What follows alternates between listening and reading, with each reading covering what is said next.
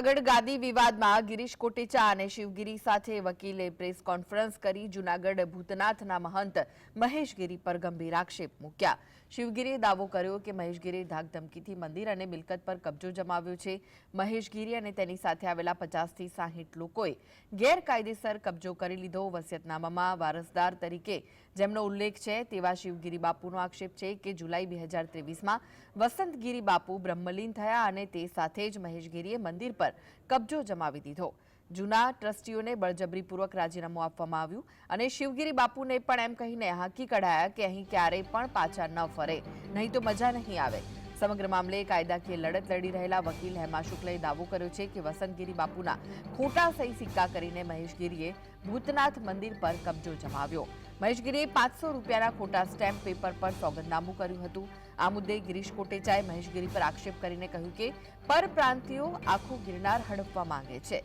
આગામી આવતા દિવસોમાં હું આખા સોરઠ વિસ્તારના સંતોનું સંમેલન બોલાવીશ, જેના જવાબમાં મહેશગીરીએ પલટવાર કરતા કહ્યું કે ષડયંત્ર કરનાર ગેંગ જેલમાં જશે, કેમ કે તેઓ માત્ર આરોપો લગાવે છે। ગિરીશ કોટેચાએ અધૂરી માહિતી આપી છે। મહેશગીરીએ કહ્યું કે ભવનાથમાં હરિગીરી અને જૂનાગઢમાં ગિરીશ કોટેચાએ સત્યનાશ વાળ્યો, સાથે જ વ્યાસ ભવન સહિતની જગ્યાઓમાં કૌભાંડ થયું અને તમામને હું ખુલ્લા પાડીશ।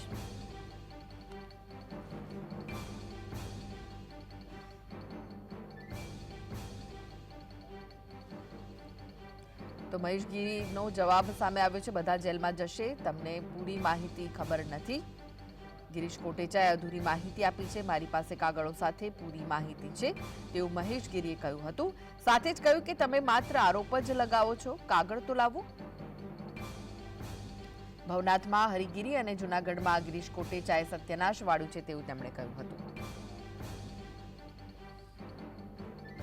જગ્યાને જે જાગૃત કરી ને એવા સંતો બેડા કે જેને પગે લાગો તો તમારું કામ પતી જાય, એવા સંતોને બોલાવવા છે। આવા જે પરપ્રાંતીય છે, નાસિકનો છે, પરપ્રાંતીયને આખું ગિરનાર કબજે કરવું હતું। આવ્યા પછી નેમિનાથના આવે તો ડોકા કાપી નાખજો, આમ કરજો, દર વખતે સાધુનો અંદર લડાઈ કરાવે। એટલે આ વખતે હું સોરઠના જે સાધુ સંતો છે એક તમને નામ આપું ને, તમે આજે વિચાર કરી લ્યો કે આ આપણા ગદેસરના જે ત્યાં હું કામ પગે લાગો છે, તમે બગદાણા જાઓ તો ત્યાં રોડ આખો સરકારે બનાવ્યો, ત્યાં સુધી જવાનું બનાવ્યું છે।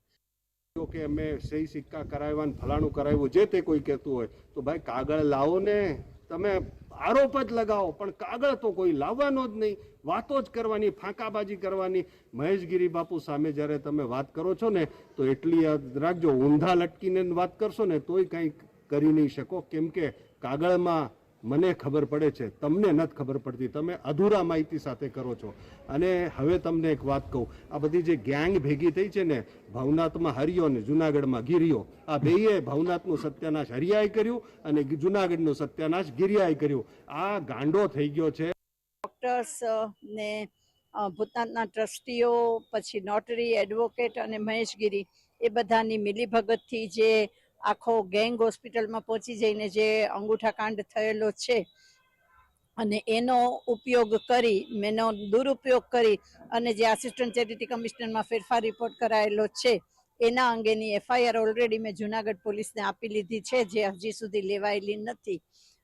અને એટલા માટે હવે સાચા વિલનું જે દૂધનું દૂધ ને પાણીનું પાણી થઈ જાય, એટલા માટે આજે અમે ખોલ્યું છે। સૌથી પહેલા વાત તો આ આવે કે મુદ્દો જૂનાગઢનો છે, જૂનાગઢના અંદરના મુદ્દાની વાતો છે। રાજકોટ જઈને પ્રેસ કોન્ફરન્સ કેમ કરવી પડે, આના પાછળ ઘણા બધા કારણો છે।